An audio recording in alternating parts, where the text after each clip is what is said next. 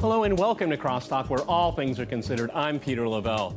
U.S. President Donald Trump says he wants American troops to leave Syria. The foreign policy blob surrounding him says differently. So what are exactly Washington's goals in Syria? Partition, war for war's sake, or a means to sticking it to Iran and Russia? All are poorly thought out options.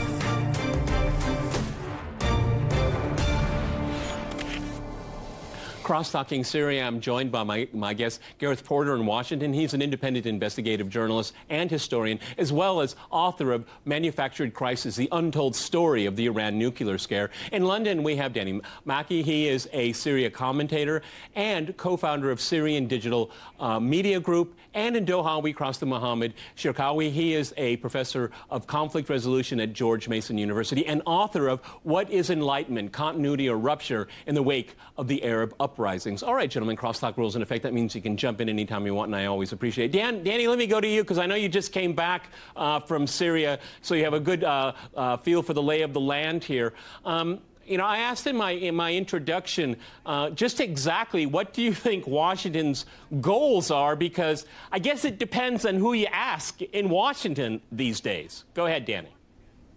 Absolutely. I mean, Washington has really had nothing of a coherent strategic policy in Syria for many years. It's not just now. I mean, we've had 4 or 5 years of Washington saying they'd want to take the lead from behind and not really understanding exactly where it's going with its strategy. And this has been really shown by the last events of over 100 US Tomahawk missiles striking different Syrian military targets while I was in Damascus, for that matter. And at the end of the day, 3 or 4 hours later, you've got pro-Assad protests within Syria and jubilation on the streets because they know Washington will not achieve their policy of regime change, and that this is purely a symbolic / limited strike on different military targets. But it doesn't come with a package. There is no package at the moment. There is no clear consensus over what the US wants to do in Syria. It's just bits and pieces. And if you read between the lines, what you've got is an administration where you sense a lot of people want to leave Syria. Trump really doesn't know what he wants, and it's all up in the air. And if I was America's allies at the moment in the region, especially Saudi Arabia, I would be very worried over what the US wants to do in Syria. You know, Gareth, maybe this is by design, because there is no real reason for the United States to be in Syria. Actually, it is there illegally under international law. I also said in my introduction, is this just a means, a policy wedge, a tool to stick it to Iran and the Russians? Well, at one level, you could say that it's all of the above, because there are people within the national security bureaucracy who hold those goals. But at the same time, you know, there has been, as Danny just said, no coherent strategy. There's been no agreement on what U.S. policy should be, what U.S. strategy should be for many years. And you know, beginning with the original decision to intervene on behalf of the armed opposition to Assad back in 2011, when the president himself, when President Obama knew very well that he didn't really want to do it. He felt that this was getting into another sort of Afghanistan-type intervention, which could not turn out well. He made that argument, we know, repeatedly over the next couple of years. And at the same time, you had Hillary Clinton and David Petraeus and others in his administration pushing for a much more aggressive policy. That's been the pattern now for years. Now, today you have Trump, as everyone knows, really expressing repeatedly the desire to get out of Syria and to have a very strict time limit on the war against ISIS, and the military saying, no, we can't do that, and others in the administration clearly not in sympathy with it. And so there's a kind of uncertainty about how that's going to play out. But if you look at it in the larger picture of geopolitics, you know that basically the President of the United States and the President of Russia are both not interested in having a war continue. in Syria, and I think that that ultimately is going to play a big role in how this plays out in the next year. Yeah, let's see how this plays out. Mohammed, let me go to you in Doha. It seems to me one of the reasons why the U.S. is staying there, first of all, it doesn't like the current condition, and it wants to be a power broker. It wants to be part of some kind of settlement. And it always wants to make sure it's a settlement that it wants. So it's still kind of hedging its bets for regime change. I'm sure that there's pressure from the Saudis and the Israelis to stay there as well. But it all ties together is that it is really incoherent, and we have these situations where we have these false, as far as I'm concerned, it was a false flag operation, this chemical weapons attack. I mean, I guess a lot of the regional players have to be very worried about what the U.S. is going to do because it doesn't know what it wants to do. Go ahead in Doha. Well, apparently there have been mixed signals coming from the White House in particular, and I think there is no disagreement that President Trump lacks a coherent strategy or an after-attack plan, how to sustain the presence or how to sustain the impact of the U.S. foreign policy in the Middle East.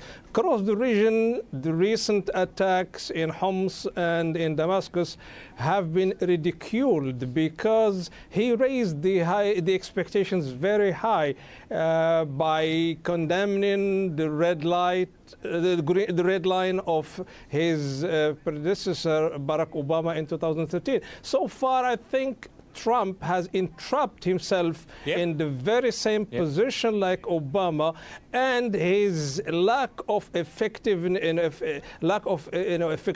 on the field has turned the United States into a joke now. And I think now the Iranians are smiling, the Saudis are bewildered, and also most of the governments here are asking what's next. And I think this is a $64,000 question. Yes, and I will add one more perplexity to all this, Danny, is Turkey. Okay, the U.S. It won't cut the Kurds loose. This drives the Turks mad.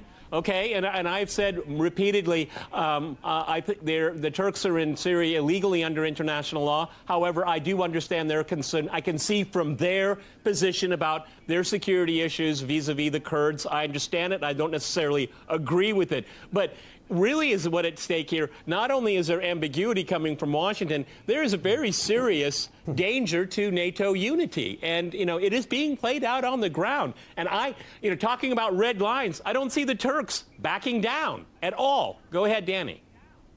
The Turks won't back down, and that's for one primary reason. They believe that they have some sort of historic right to the north of Syria, and they've been led that way through the actions of the United States of America.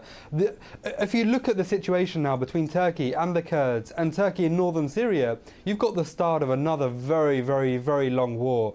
I don't think that this will end anytime soon, and what the US has got out of all of this is actually that it's a very weak ally. The moment one of its allies faces a problem or faces danger, the US just ups and leaves and pretends like nothing has happened. And the Kurds have only gone to the Russians and gone to Assad because they feel that the US has betrayed them, because the US just left them. They allowed Turkey to literally eat up all of this Kurdish territory in the north of Syria. Now, what we're seeing in the whole country, which is very different to how the previous situation was, is it's a war of peripheries now, if you look at it. The only areas where there's conflict and there's tension is border areas, between Syria and Turkey, Syria and Iraq, Syria and Lebanon, Syria and Jordan. The center of the country has been retaken because of the Russian intervention in 2015.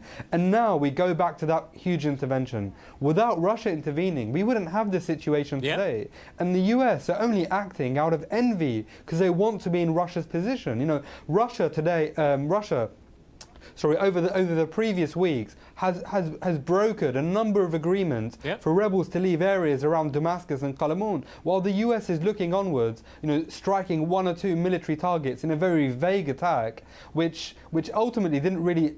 If Syria had chemical chemical weapons ability, those strikes would not have affected it because Trump essentially gave them a week's notice by posting it on Twitter. So this is the way the US is running its wars these days, and by Trump's tweets. And this is something he said he would never, ever do. One of his first press conferences, he said, I will never tell you what I'm going to do. And then he telegraphs it. But Gareth, he did that on purpose because he knows he's painted himself into a corner, and his advisors are making sure that he doesn't have any maneuver room. So that's why you throw these missiles at them. I've heard a dozen different versions about how many of them made their target, how many of them were shot down, how many of them didn't work, okay? I don't know, okay? But the American version doesn't stand up to much scrutiny from what I can tell. Go ahead, Gareth. It was just political theater. It wasn't actually a military strike. It was political theater. Gareth. I couldn't agree more on that point. And you know, if you actually read the morning briefing that was given at the Pentagon after the night that the strikes took place, it was an amazing performance in the sense that you know, the people doing the briefing absolutely would not answer questions that had to do with, for example, you know, with you know, did you actually do any air sampling to find out if, you know, when you hit this supposed place where they were making chemical weapons, there was any problem of affecting the air of the people surrounding it. And it's clear that they hadn't done it, and that they couldn't basically say what the consequences were of the target they hit. And I think that what that means is that they really didn't have any information that was a place where they were producing Gareth, this let me kind of jump in chemicals. here. Let me jump in here. We've got to go to a hard break, and after that hard break, we'll continue our discussion on Syria. Stay with RT.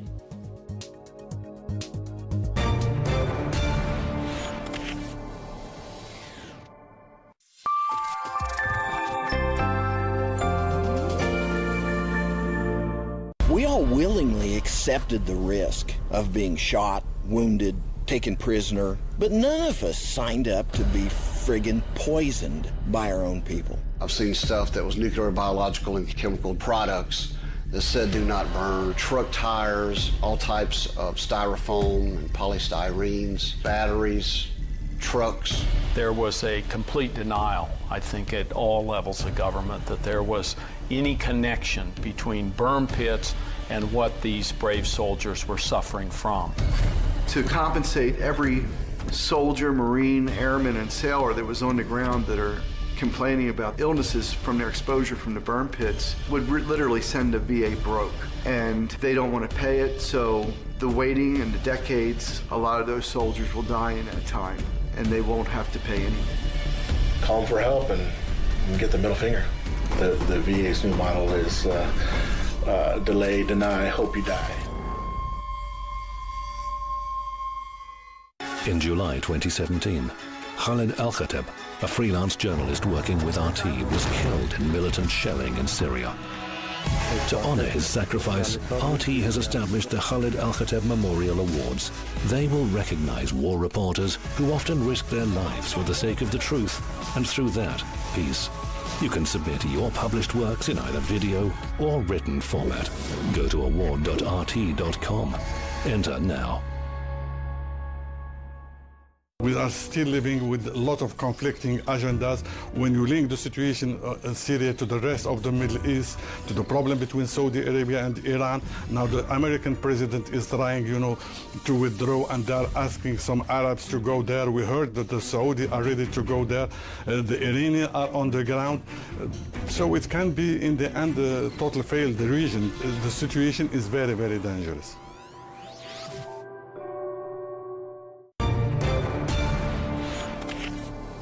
Welcome back to Crosstalk, where all things are considered. I'm Peter LaBelle. To remind you, we're discussing the situation in Syria.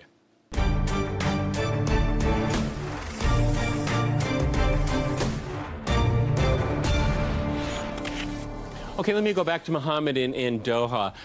Nikki Haley, she says she's not confused. I think she's confused all of the time.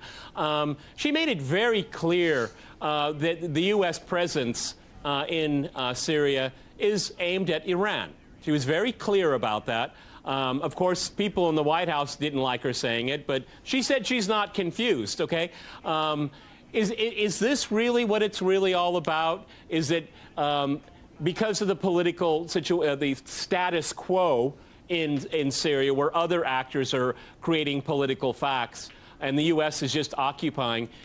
Are they really turning in a different direction? Is this really what it's all about, is focusing in on Iran? Well, I think that Nikki Haley is not the only U.S. official in the Trump administration who is confused or doesn't know how to paraphrase the intentions of Trump.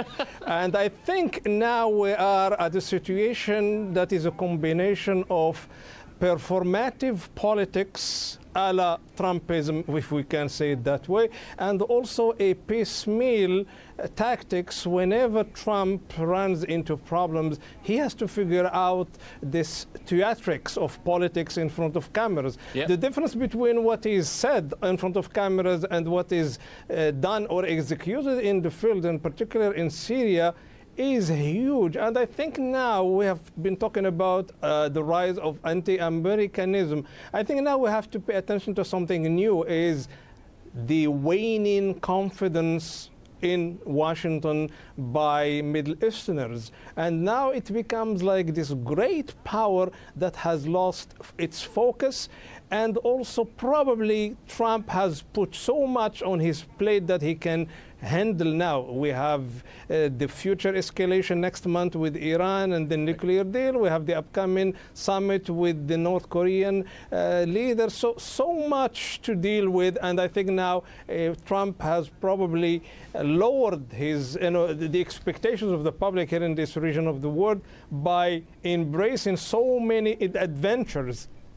And then he cannot deliver much. What I remain concerned about is if Trump and the Kremlin loses their grip on both the Iranians on the one hand and the Israelis on the other hand, that's when it's going to be a messy joke. And I don't think that Trump will be able to figure out what to do next. You know, Danny, I think Mohammed brought up a really good point, because there's so many festering issues, particularly in the Middle East, but and on a broader scale with North Korea. The U.S. doesn't have a grasp on the situation. I mean, one of the things I have noticed with this administration is that there's so many war hawks, so many military people, and then you have Pompeo coming in, not exactly a man of great tact, okay, and diplomacy. And what we really need now, and I mean this for all players, because my primary issue is peace and having peace settlements, okay? You're going to need a lot of finesse. You're going to need a lot of patience. And to date, this administration doesn't exhibit any of the above. Go ahead, Danny. Well, I would just like to bring you back to the moment when the initial disagreement between the Russians and Trump started, and Trump issued the tweet. And the response of the Russian Foreign Ministry was that we don't participate in Twitter diplomacy. Now, you can bring this back here because the main problem is the policy. It's not just the people. You need finesse. You need that class of managing to find agreements. Obama managed to do it with the Iranians, for sure. But the Americans don't have a policy. That's the problem. You've got Trump, who's just discussing leaving Syria, and then within the next couple of days he sets another red line, and then he begins to make threats of attacking Syria after an alleged chemical weapons attack, which wasn't verified internationally. And he chose to strike Syria on the same day that the UN chemical weapons inspectors arrived to actually investigate the scene. So from that perspective, you've got a leader who's acting in a very confusing way, who's misleading himself, his administration, and his allies, and who essentially doesn't know what to do in Syria longer than this week. So what Syria needs at the moment is an international agreement to be reached. But is Trump the person to deliver that agreement, that consensus? Absolutely not. And if I was sat in Moscow's position now, I would be very wary of having to negotiate or deal with Trump on any matter, not just Syria for that matter, because in Trump you're dealing with an individual who is so unpredictable, who has such a lack of understanding of the situation that all you have to do is bring up his tweets from 2013 ridiculing Obama who didn't act in Syria, to understand that the guy has completely gone against every one of his statements. I mean, as one of the commentators said, you know, there's a Trump tweet for every occasion.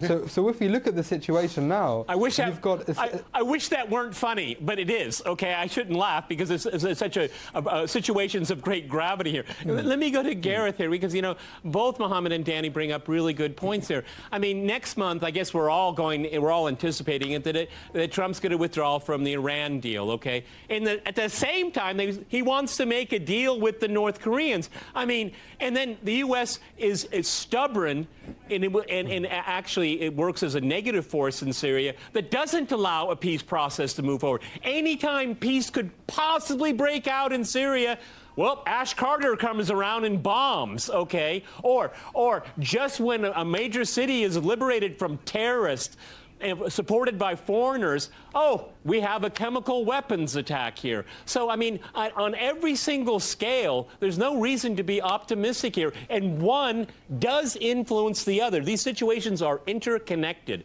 Go ahead, Gareth. Well, of course, they are interconnected in the sense that the North Koreans are constantly looking at what the United States is doing elsewhere in the world to assess, you know, how to deal with them in terms of trying to negotiate a settlement, which they've been trying to do for 3 generations of the Kim family. Yes. And so that is entirely that's centrally important to their calculations. And I think that it's very important to understand that that Kim Jong-un does indeed intend to bring about a comprehensive solution with Trump, if it's at all possible. And that this has happened primarily, I would argue, because of President Moon of South Korea's patient diplomacy with the North and with Trump. And clearly Moon has been very clever in appealing to Trump's sense of vanity, you know, making it possible for Trump to say, I'm the one who's made this possible, and it couldn't have happened without me. As long as Moon is able to carry on that diplomacy with Trump, I do have some hope for these talks really succeeding. But of course, we have John Bolton whispering in Trump's ear, trying to convince him to do something different. And that is the fly in the ointment, to say the least. But definitely, I think that Trump is now moving in the direction that is hopeful on peace with North Korea, and that is quite an astonishing turn of events, even more astonishing, I must say, than Nixon going to China. Yeah, you know, let me go back to Doha. Mohammed, one of the things I think is very interesting, I mean, we had the North Korean leader visit Beijing recently. We had Pompeo, actually, State Department designate head, meeting with the leadership of North Korea. I get this strong feeling, and I don't see Western analysts looking at it this way. The trip to China wasn't begging. It was, I've got an idea, and do you back it? And I think it's going to be, and this is going to be the true test of leadership, is that denuclearization, yes. America must withdraw its military completely from the peninsula. That is actually a good idea, with Chinese and Russian guarantees, okay? The American deep state, the blob, will never, ever, under any circumstances, buy that deal, though it would be a good deal. Go ahead, Mohammed. A month ago, I was very optimistic about the next summit between Donald Trump and Kim Jong-un, and I thought they would achieve a breakthrough. But having reflected on Trump as a conflict analyst from my perspective, I am kind of confused, because when I consider him a pragmatist or a realist, he is not good at waging wars. And this is the second attack on Syria, and Assad may go back and use the chemical weapon once again. So there is no pragmatism in the way Trump handles his decision of going to war. At the same time, when I consider him a deal maker, I don't see him as an innovative leader who can engage in deal making. So he is everything but being a pragmatist. So now my fear is that we will witness a huge kind of a media event that pivots around the ego of Trump on the one hand and Kim on the other.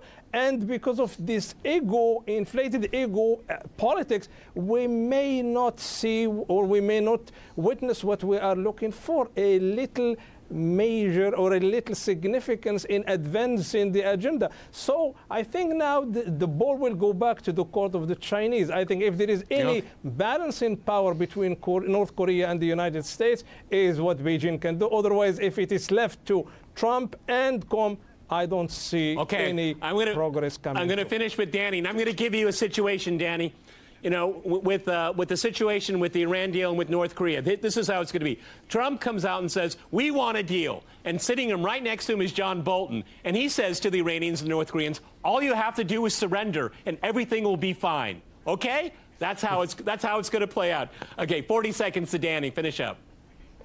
It's more likely that it will play out that way. But in essence, what the fundamental flaw in Trump's Syria action was, which will lead to huge problems now in the future, was setting a precedent and saying that he was going to stick by it. Because now, any whiff of an idea that chemical weapons might have been used, and he will be under immense pressure internally to strike Syria again. And if he does attack Syria again, who knows the next time what kind of response will be from the Russians, from the Iranians, from the Syrians. And you've got to remember, there are US troops on the ground in Syria who, for the short part, apparently Saudi Arabian troops are going to go in now and replace them. So you've got this policy which is up in the air, but Trump has set a very dangerous precedent now in Syria. Okay, on that point, gentlemen, we've run out of time. Many thanks to my guests in Washington, London, and in Doha. And thanks to our viewers for watching us here at RT. See you next time. And remember, Crosstalk rules.